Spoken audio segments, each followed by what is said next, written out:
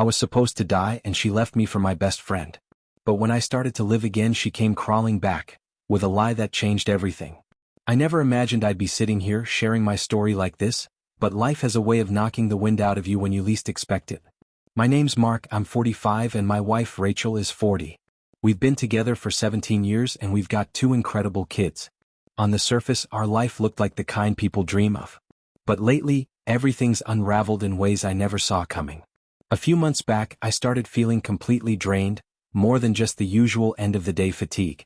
I figured it had to be work-related. Being an electrician means long hours and physical days. Still, this was different.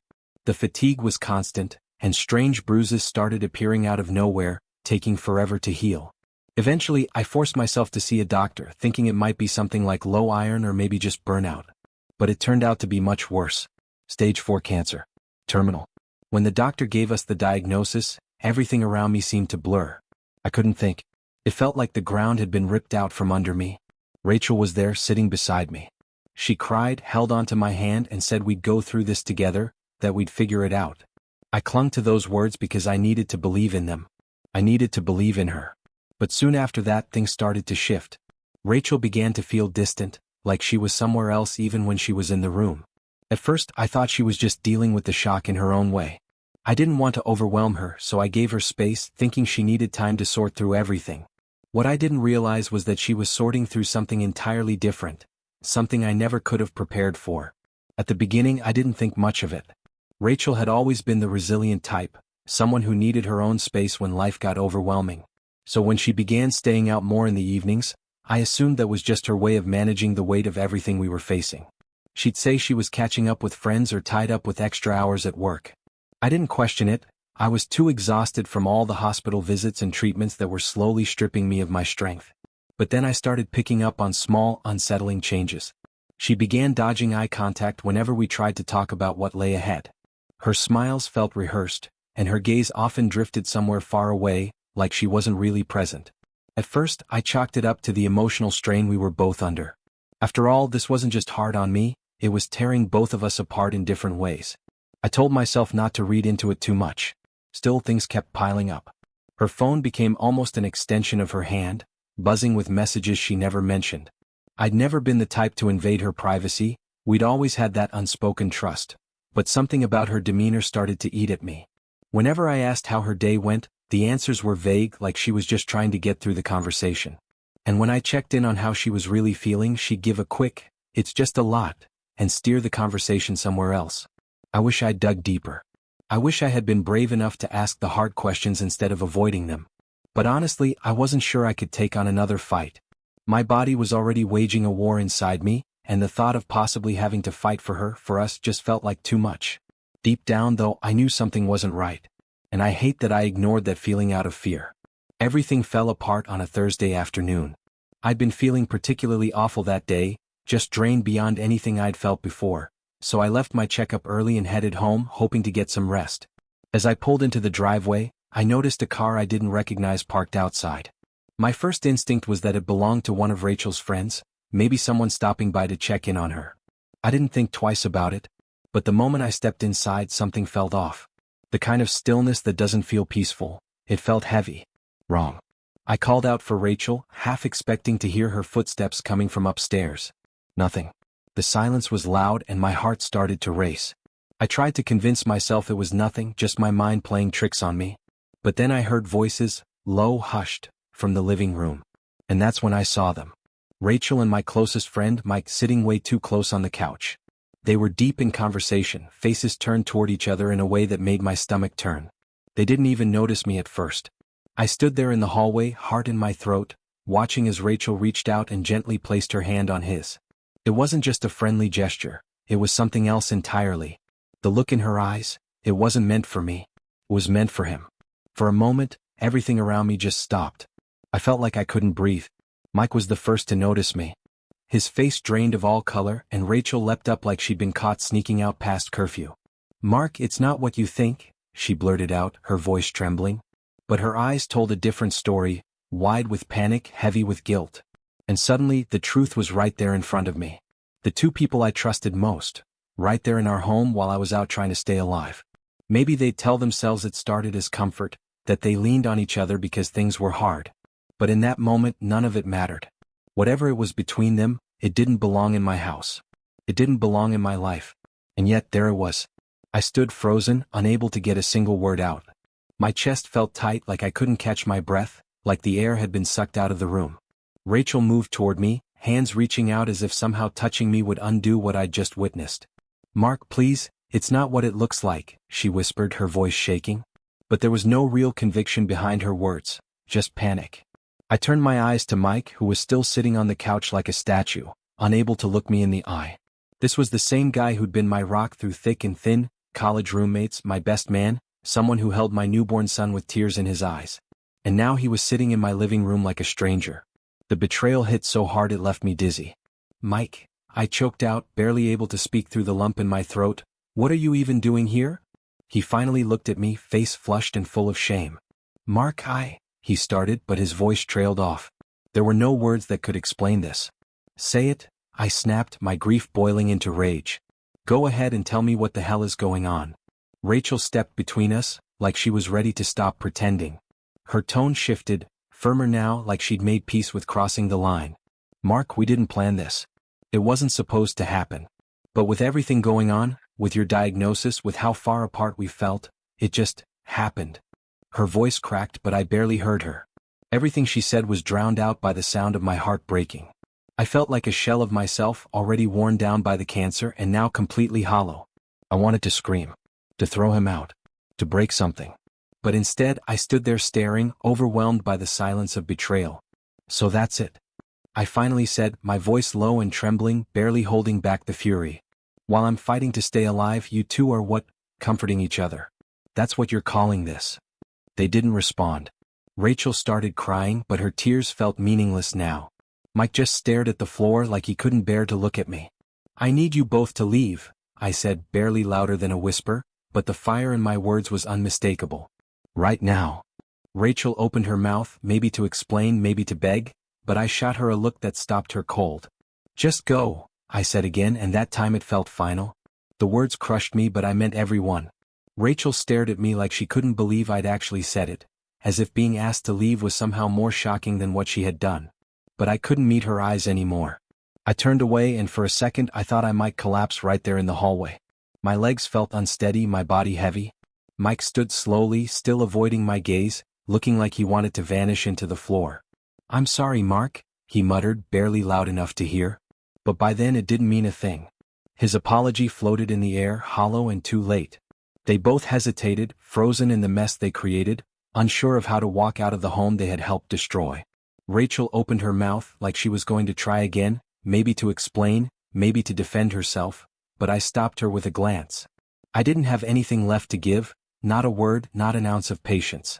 I just needed them gone so I could fall apart without an audience. Eventually they walked out. The door closed behind them with a soft click, but the silence that followed was deafening. It settled over the house like a fog, thick and unbearable. I collapsed into the nearest chair, my whole body giving out beneath the weight of what had just happened. It wasn't just the sickness pulling me down anymore, it was everything. I stared at that damn couch, at the place where Rachel had reached for his hand like it was second nature. My thoughts raced, but nothing felt real. How had I missed this? How long had this been happening right under my nose? Why now? Out of all the moments in our shared life, why would she choose to betray me now, when I was barely holding on, already stripped down by this illness? The fury that had flared up inside me earlier was gone, burned out and replaced by a deep, aching sadness. Rachel wasn't just my wife, she was my partner, the mother of my children, the woman I'd built my life around. I thought she'd be the one sitting beside me in the toughest season of our lives. But instead of standing with me, she was somewhere else, with him. And I was here, alone, trying to understand how everything had fallen apart so fast. I buried my face in my hands and let go. For the first time since the diagnosis, I didn't try to be strong. I let it all out. Because what I was mourning wasn't just the cancer. It was the life I thought we had. The future I thought we still had time to build. The house had never felt so empty. I sat there in the same chair for what must have been hours, staring at nothing while my thoughts ran in circles. It wasn't just the sickness weighing me down anymore. This pain ran even deeper. Rachel, the woman who once stood beside me and vowed to stay through sickness and health, had chosen this moment to walk away from us. And not just with anyone, she chose Mike. my closest friend of 2 decades. I kept trying to piece together where it all went wrong. Maybe I'd been blind, too trusting. Maybe I didn't want to see it. I started replaying every conversation, every excuse. How many times had she said she was working late or needed space? I chalked it up to stress, to the weight we were both carrying. I thought I was giving her room to breathe. Turns out I was just giving her room to leave. And the hardest part? I needed her. I needed her more than I ever had. These treatments were brutal. Each one left me feeling weaker than the last. I was already in the fight of my life, and now I had to carry this betrayal on top of it. I didn't know how to handle the pain. It was too much. It felt like I was drowning and no one even noticed I was underwater. I thought about picking up the phone, maybe calling my brother, maybe my mom. But I couldn't do it. I couldn't say the words out loud. I didn't want their pity, their shock, the endless questions I didn't have answers for. How could she do this? I couldn't even answer that myself. So I stayed put, silent, still, staring into the nothingness, too drained to cry, too numb to scream. At some point, I glanced at the clock. Hours had passed since they walked out and I had no idea where Rachel had gone, or if I even cared to know. I couldn't keep thinking about her. I couldn't let myself. My mind was already overburdened. I needed to shift my focus, but I didn't know where to start. Divorce? Was that even a possibility now, when time felt so uncertain? One thing was clear, everything had changed. The life I built, the future I once believed in, had collapsed. And the scariest part was, I didn't know if I had the strength to build something new from the ruins. The days that followed that confrontation were a fog. Everything blurred together, sunlight and darkness, silence and echoes. I barely got any sleep, and when I did manage to drift off, the nightmares came fast. I'd wake up gasping, drenched in sweat, haunted by visions of Rachel and Mike together, laughing, touching, looking at each other the way she used to look at me. The weight of it all pressed down on my chest like a boulder. The house was too still, like it was holding its breath. Rachel never came back and I didn't try to reach out. I didn't know what I'd even say if I did. Part of me still wanted answers, but another part just couldn't take hearing them. But I couldn't keep this all inside anymore. It was swallowing me whole, the grief, the rage, the shame of it. It felt too heavy to carry alone. So I picked up the phone and called my brother, Ryan. "Hey man, you all right?" His voice was casual at first. He had no idea what was coming. I hesitated. How do you even open a conversation like this? How do you drop a bomb like that into someone's day? "No," I finally said, barely able to keep my voice steady. "No, I'm really not. I need to talk to you." And then it just poured out. Everything. The cancer, Rachel, Mike. The day I walked into my own house and saw my life shatter in a single glance. I talked for what felt like an hour, maybe more. Ryan didn't interrupt, didn't rush me. He just listened. And I needed that more than I realized. "Mark, I don't even know what to say, man," he finally said, voice thick with disbelief and anger. "Rachel? With Mike? I mean, what kind of person does that? Especially now." "I don't know," I muttered, wiping my face. I hadn't even noticed the tears falling until then. "I thought we'd face this together. I thought I could lean on her." Ryan sighed on the other end. "You don't deserve this. You've already been through enough. Do you want me to come over?" I almost said no, but I caught myself. The truth was, I didn't want to be alone anymore. I didn't trust where my thoughts would go if I sat in that house by myself any longer. "Yeah," I said softly. "I think I need that." When Ryan showed up, something inside me finally let go of the tension it had been holding onto. He didn't show up with grand gestures or loaded questions. He just walked in, sat down next to me and turned on the TV. We cracked open a couple of beers, watched some show we didn't care about, and for once, the silence didn't feel like it was crushing me. For the first time in what felt like forever, I didn't feel completely alone. Having Ryan around made a real difference. Just having someone else in the room, breathing the same air, sharing the silence, it kept me from sinking completely. We didn't talk much that first night, but I didn't need words. His presence alone gave me a sliver of strength I didn't know I had left. But when morning came, the weight of reality came crashing back down. Ryan was still asleep on the couch and I lay there staring up at the ceiling, wide awake and numb. Everything still felt like a bad dream, except I wasn't waking up from this one. Emily still hadn't reached out. No call. No message. Nothing. It was like she'd disappeared, leaving behind nothing but wreckage. Part of me wanted to see her again, to confront her, demand answers, some kind of closure. But another part, the tired part that had already been dragged through the emotional mud, knew I didn't have it in me. I couldn't take another round of empty explanations. I needed something, anything, to stop myself from spiraling. So I did what I'd been avoiding for days. I picked up the phone and called a lawyer. That call didn't feel real. Discussing divorce while you're still trying to process your own mortality? It tore something open inside me. The lawyer, Susan, was calm and steady. She talked me through the basics step by step like it was just another case. But to me, it felt like I was sitting outside of my own life, watching it crumble from a distance. Would you like to file for legal separation first, or are you thinking about a full divorce? She asked, her tone gentle but direct. The words landed like a punch to the chest. I'm not sure, I said, my voice cracking a little. I don't even know if I can deal with this right now. She paused for a beat. Mark, whatever you choose will go at your pace. But I want you to think about protecting yourself, especially given everything you're going through. Protect myself. From the woman I thought would be the one protecting me. From the person I built a life with. The future, that word stung. It didn't feel like I had one. The cancer was already doing its job, slowly stealing time I could never get back. But she was right. If Rachel could turn her back on me now, in the middle of this fight, what else might she be capable of down the line? I'll think about it, I told her quietly before ending the call. Saying the word divorce out loud felt like reopening a wound that hadn't even begun to heal. But I couldn't pretend anymore. My marriage, our life, was already gone. Ryan stirred not long after, rubbing his eyes as he sat up. He glanced over at me, immediately picking up on the look on my face. What's going on? He asked, concern etched in his voice. I called a lawyer, I said, trying to keep my voice even. I think I have to end it with Rachel. He didn't flinch. You're doing the right thing, he said quietly but firmly. She made her choice, Mark. Now it's your turn. I nodded, but inside I was still unraveling. It felt like everything I'd spent nearly 2 decades building was slipping through my fingers. I was still trying to catch my breath, still trying to hold myself together. But deep down, I knew Ryan was right. I couldn't keep reaching for something that was already broken beyond repair. Rachel had shattered the trust that once held us together. And no matter how much history we had, there was no coming back from that.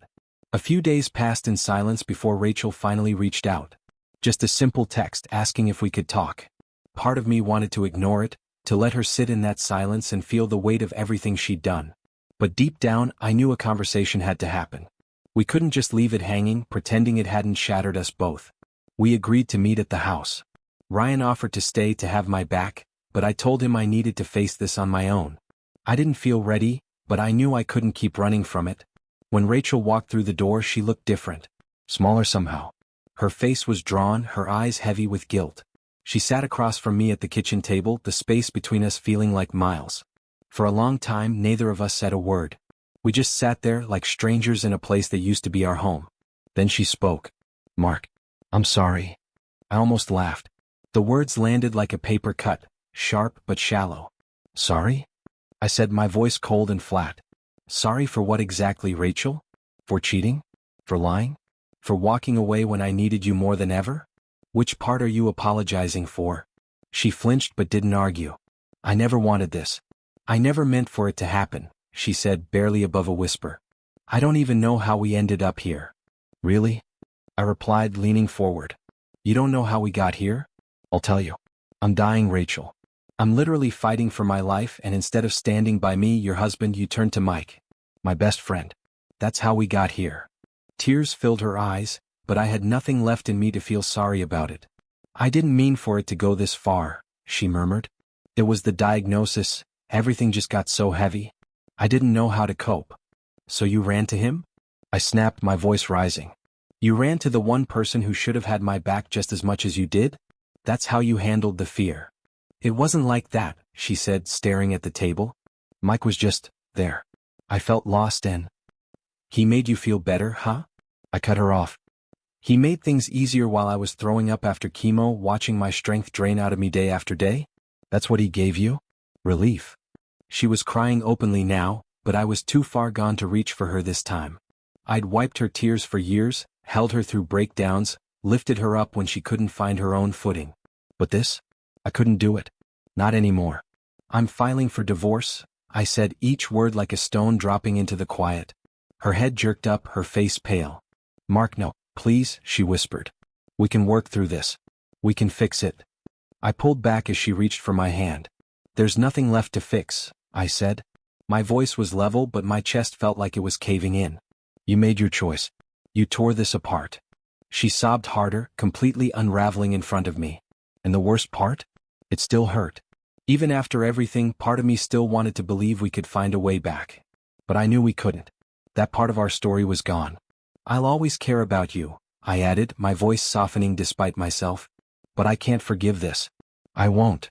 She cried, but I couldn't stay there anymore. I stood, my legs trembling under me. I'll be in touch about the papers, I said as I walked toward the door. And as I stepped out of the room, the finality of it all washed over me like a wave I couldn't stop. It was over. The marriage, the dream, the future we once talked about in bed at night, it was all gone. And as much as it hurt, deep down I knew, this was the only way forward. After Rachel left, the house felt impossibly still. Not peaceful, just empty. I stood there in the doorway for what felt like forever, trying to make sense of it all. She was gone. The woman I had spent nearly 20 years beside, raised children with, built memories and dreams with, just gone. And I was left behind, staring into a quiet space that used to feel like home. I thought making the decision would bring some kind of closure. That facing her, saying the words out loud, would ease some of the pain. But instead it cut even deeper. I'd chosen to end it, but that didn't mean the pain went away. If anything, it made it sharper, more real. The life I thought I had, the future I believed in, it had all vanished in an instant. That night I couldn't sit still. I walked from room to room, the conversation replaying in my head like a broken record. I questioned myself, doubted everything. Maybe I should have given her another chance to explain, tried harder to fix what was broken. But then the anger would come rushing back. How could she do this now when I was barely holding on? How could she betray me with him? Eventually, my body gave in. I collapsed onto the couch, my eyes locked on the ceiling. I was already so worn down by the cancer, but this had taken the last of the fight out of me. I felt completely drained, physically, emotionally, spiritually. The next morning I called Ryan. I didn't need to explain. He could hear it in my voice. An hour later he was at the house. No questions, no small talk. Just walked into the kitchen like he belonged there. "You went through with it?" he asked quietly, though we both already knew the answer. "Yeah," I said, my voice barely audible. "It's done." Ryan didn't try to force a conversation. He just sat beside me, cracked open a couple beers, and let the silence sit between us like an old friend. We didn't need to fill it with words. The weight of everything was loud enough on its own. After a long pause he finally spoke. "You did the right thing, Mark. She broke the kind of trust you can't come back from." "I know," I said, though the ache in my chest didn't agree. Knowing it was right didn't make it hurt any less. I knew there were practical things I needed to start thinking about. Divorce papers, the house, figuring out how to talk to the kids. But all of it felt so far away. Right now, I was just trying to breathe. Ryan handed me his phone. "Here," he said gently. "I called a therapist for you. Someone who's used to helping people through this kind of stuff. I think you should talk to them." I wanted to say no, to insist I was fine. But I wasn't. I was drowning in my own thoughts, and if I didn't reach out soon, I was afraid of where they might take me. So I took the number. "Yeah," I nodded slowly. "Maybe you're right." For the first time in a long while, I felt something other than pain, just a flicker, but it was there. Hope. That maybe I could start picking up the pieces. That maybe I didn't have to go through this alone. It wasn't much. But it was something. And right now, something was enough. After Ryan left, I sat there for what felt like hours, staring at that piece of paper with the therapist's number scribbled on it. Something inside me pushed back. I kept thinking, what's the point? Talking won't change anything. But another part, the part that had been drowning in silence and grief, knew I couldn't keep carrying this weight by myself. So, I picked up the phone and called. The next morning I had my first session. I didn't know what to expect. I figured I'd just sit there and stare at the floor. But once we started talking, something shifted. The therapist didn't know me. She wasn't judging me or offering quick fixes, she just listened. Really listened. And as I told her everything, the cancer, Rachel's affair, the confrontation, the decision to file for divorce, I felt a strange lightness begin to settle in. Not relief exactly, but something close to it. A little space in my chest where pain wasn't sitting quite as heavy. But that flicker of progress didn't last long. Later that same afternoon, everything came crashing down again. I collapsed at home. One minute I was standing in the kitchen, the next I was on the floor, dizzy and struggling to stay conscious. My body had felt weak for weeks, but this was different. I told myself I was just tired. I told myself I'd be fine. But when Ryan found me, panic in his eyes, I didn't argue when he insisted on rushing me to the hospital. I'd convinced myself I had time, maybe not much, but enough to figure things out. Enough to settle my affairs, say the right goodbyes. I thought the treatments were holding things at bay, or at least buying me a little more life. But deep down I was scared. Scared that this was the end for real. At the hospital, doctors moved quickly. Blood work, scans, questions I barely registered. I saw it in their faces, the concern they tried to mask behind calm expressions. I sat there for hours, waiting, wondering what else life could possibly take from me. Then the doctor came in. Come. Serious. He sat down in front of me, folding his hands like he was about to deliver bad news.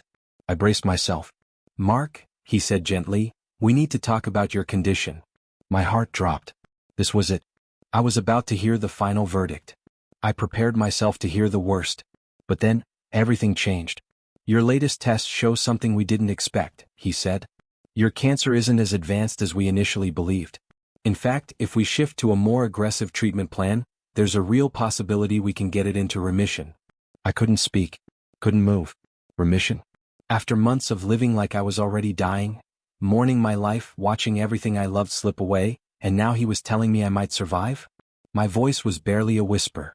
What does that mean? How is that even possible? He explained that there had been a miscommunication between departments, that my symptoms looked worse than the actual progression of the disease. Something hadn't lined up and no one had caught it until now. None of it made sense, but in that moment I didn't care. All I could hear was that I wasn't out of time. Not yet. A flood of emotions hit me all at once. Relief, confusion, even anger. What if we'd known this earlier? Would Rachel have stayed? Would any of this have played out differently? I couldn't stop thinking about everything that had unraveled under the shadow of a countdown I might not have even been under. But then, there was hope. For the first time in months I felt it. Just a flicker, but enough to hold on to. I might actually make it. I might survive. Word got out fast. I never intended for it to spread, but Ryan must have told a few close people, and before long, Rachel knew. I hadn't heard from her since the day I told her it was over. No calls, no texts, just silence. I assumed she'd moved on. So when she showed up at the hospital less than a day after my conversation with the doctor, I didn't know what to think. I was still reeling from the news myself when she walked through the door. For a moment, I thought maybe she was just here out of some leftover guilt, one last act of decency. But the look in her eyes said otherwise. Mark, she said, her voice soft and hesitant. I heard about the test results. The doctor said that you could get better. That's amazing. I didn't answer right away. Yes, it was amazing, but her presence didn't make it any easier to process. She stepped closer, wringing her hands the way she always did when she was anxious. I've been thinking, she continued, sitting slowly at the foot of the hospital bed. About everything. About us. I was so overwhelmed when we got the diagnosis. I didn't know how to handle it. And I made terrible mistakes. But now that things are different, now that you're getting better, maybe we can try again? Her words felt like a slap in the face. Try again? I said, voice quiet but sharp. You want to fix things now? After everything? After you cheated with my best friend while I thought I was dying? Rachel looked like she'd been hit. But still she didn't back down. I know I hurt you. I know what I did was unforgivable. But it was all so overwhelming. I panicked. I didn't know how to face it. But we still have our family. We still have a life we built together. I want to fix this, for us. For the kids. I stared at her, stunned. The audacity of it all. You think now that I might survive we can just sweep this under the rug? Pretend it didn't happen? I'm not pretending, she said, her voice rising. I know what I did. But I love you, Mark. I always have. We can work through this, we can... No, I cut in, my voice firm. I've already filed for divorce. This is over. That stopped her. She blinked like she hadn't believed I would actually go through with it. But then something changed in her face. A new urgency. A shift I didn't like. Mark, wait. There's something I haven't told you. She reached for my hand. Oh, I'm pregnant. The words hit me like a brick to the chest. Pregnant? I felt the world tilt. I yanked my hand away. Are you seriously standing here trying to lie to me right now? I'm not lying, she insisted, tears brimming. I found out last week. I didn't want to tell you with everything going on, but now it matters more than ever. It changes everything. I stared at her, heart pounding. Whose is it, Rachel? Mine, or Mike's? She flinched but kept her eyes on me. It's yours. I swear. I haven't seen Mike in weeks. Please, Mark. This is our chance. We can start over. But I saw it. The desperation. The panic. She wasn't trying to come back for love, she was grasping at the remnants of the life we once had. The comfort, the safety, the image. And now that I might not be dying, she wanted back in. I slowly got out of the hospital bed, legs trembling from more than just my condition. "Get out, Rachel," I said, my voice cold and final. "You don't get to do this. Not now. Not like this." She broke down, sobbing, begging. "Mark, please. You have to believe me. This baby." But I didn't. I couldn't. Whatever part of me once needed her, it was gone. Worn out. Hollowed. She left crying, her sobs trailing down the hallway like a haunting echo. And as I stood there, alone in that sterile room, I felt something I hadn't in a long time: clarity. This was the end. Her lie, her timing, it only confirmed what I'd already decided. There was no going back. After Rachel walked out of that hospital room, I just sat there, staring at the door like it might open again.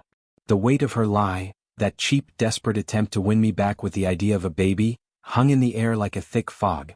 And yet, I felt calm. She'd crossed a line I didn't even know I had.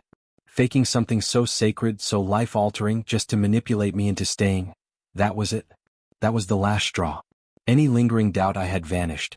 Not that I hadn't already accepted it, but her desperation made it painfully clear. She didn't want to come back because she loved me. She wanted to come back because I wasn't dying anymore, and she was terrified of losing the life we had, the comfort, the stability, the image. It wasn't about me. It was about fear. And as twisted as it sounds, I felt free. I'd spent the last few months buried under the weight of grief, sickness, and betrayal, convinced that my time was almost up. But now, with a second chance at life and nothing holding me hostage, I saw a way forward. On my terms. Ryan came by later that afternoon. I told him everything. The pregnancy lie, the hospital visit, the divorce papers. He listened, jaw clenched, eyes filled with that protective big brother rage I'd come to rely on. "Unbelievable," he muttered. "A fake pregnancy? Seriously? That's a whole new level." "She's desperate," I said quietly. "But it doesn't matter anymore. I'm done. I'll never trust her again. Not after that."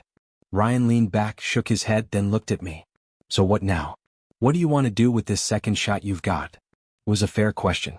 For so long, I'd been stuck in survival mode, counting days, planning goodbyes, making peace with an ending I thought was already written. But now I had a blank page in front of me. "I don't know exactly," I said, "but I do know this. It starts with me. My health. The kids. Figuring out who I am without her, without all the mess. I'm not going to waste whatever time I've got left clinging to something broken." Ryan gave me a long look, then smiled. "That's the right mindset. You've been to hell and back. But now you get to rebuild. And you don't owe her a damn thing." We didn't need to say much after that. We just sat there in the quiet. For the first time in a long while, it didn't feel heavy. I could breathe again. The pain was still there, it probably always would be, but underneath it there was something else: hope. Later that night, I had another session with my therapist. I told her about Rachel's visit. The lie. How instead of dragging me under, it had actually cleared my mind. She listened, asked the right questions, always gently, never pushing too hard. "Do you think this is the last time she'll try to come back?" she asked softly. I didn't even need to think. "No," I said. "She'll try again. She doesn't know how to let go." "And are you ready to keep moving forward anyway?" she asked. I nodded, knowing she couldn't see it, but feeling the conviction behind it. "Yeah, I am. I've spent so much of my life putting everyone else first. It's time I choose me." "That's a powerful shift, Mark," she said. "You've been through more than most people ever will. But choosing yourself, that's the start of real healing." After we hung up, I sat there for a while, alone in the dark, and for the first time in months, I felt at peace. Rachel would try again. I knew it. But it didn't matter. She didn't get to control the story anymore. She'd made her choices. Now I was making mine. The road ahead was going to be rough. The cancer fight wasn't over, the divorce would be messy, and rebuilding a life from the ground up takes time. But I was finally ready. Not for her. Not even for the people around me. This time, I was doing it for me. And somehow that was enough. The weeks that followed were a blur. Between hospital appointments, meetings with the lawyer, and doing everything I could to keep life steady for the kids, I barely had time to sit still. But for all the chaos, there was a strange rhythm to it, a forward momentum I hadn't felt in months. The divorce process was officially underway, and Rachel had backed off. No more surprise visits. No fake pregnancy updates. Nothing. Whether she'd finally accepted that it was over, or was just regrouping, I didn't care. She wasn't my concern anymore. Everything I did now was about healing, physically, mentally, emotionally. The new treatment plan was showing promise. I could feel strength creeping back into my body little by little. It wasn't dramatic, but it was enough to remind me I was still here. Still fighting. And finally, I was fighting for something that was mine. One afternoon, while signing another round of paperwork at my lawyer Susan's office, it hit me. This was the last piece of my old life. Every signature, every form, every silent moment in that office was me letting go of what had once defined me. My marriage wasn't just ending, it was officially becoming part of my past. Once this is filed, we'll begin the final steps, Susan said, glancing over her glasses. It's unlikely she'll contest, given the circumstances. I nodded, signing the final page. I just want it over. It will be, she said gently. You're almost there. Walking out of that office, I felt something I hadn't in a long time, lightness. Not happiness, not quite. But something close. The weight of grief, anger, and betrayal was starting to lift, piece by piece. At home, the kids were my center. They didn't understand all the details, and I kept it that way. But I made sure they knew one thing: I was here. I wasn't going anywhere. Our bond felt stronger than ever. Rachel still saw them, but only in brief, coordinated exchanges, text messages about pickups and schedules. It was businesslike. Honestly, it was a relief. One night, as I tucked my daughter into bed, she looked up at me with those wide, curious eyes and asked, "Dad, are you getting better?" I paused. In all the treatments and changes, I hadn't thought about how it looked from her view. I sat beside her and took her small hand. I told her with a quiet smile. Getting stronger every day. She nodded and smiled, satisfied. Good. I don't want you to be sick anymore. That moment stuck with me. Everything I'd endured, all the pain and heartbreak, it wasn't just about me. I was fighting for them too. To show them that life could hurt, but it could also heal. Later that night, after the house was quiet, I sent a message to my therapist. A simple thank you. She'd helped me crawl out of the darkest place I'd ever been, and I knew I wouldn't have made it through without that guidance. Then, the day of the divorce finalization came. It was quiet. No drama. No courtroom showdown. Just some documents, a judge's signature, and 17 years reduced to a legal ending. Rachel didn't contest. She didn't even show up. In the end, she faded out the way she'd come back in, quiet, uncertain, and ultimately gone. I didn't feel triumphant walking out of that courthouse. I felt, still, like something had ended and now the world was asking what next. I went to a nearby coffee shop and sat at the window. I thought about everything: Rachel's betrayal, the long nights in the hospital, the fear, the anger. It all felt like a storm I had somehow survived. Not unscathed, but still standing. That night, with the kids at my parents' house, I sat alone for the first time in a while. No noise. No plans. Just me. And that was when it really hit me. I didn't need to know what came next. I didn't need to have it all figured out. I had survived. And that was enough. I picked up the phone and called Ryan. When he answered, I grinned for the first time in what felt like forever. "Hey man," I said. "Still up for that camping trip we never took?" Ryan laughed. "You finally running out of excuses?" "Yeah," I said. "I think it's time." We spent the next hour making plans. Not just for a trip, but for a new chapter. One where I wasn't tethered to pain or survival. One where I got to live. Later I stepped outside. The air was cool, and for the first time in months I took a deep, easy breath. No fear. No regret. Just the promise of something new. This wasn't just the end of a chapter. It was the beginning of a life I got to build, on my terms. And that was more than enough.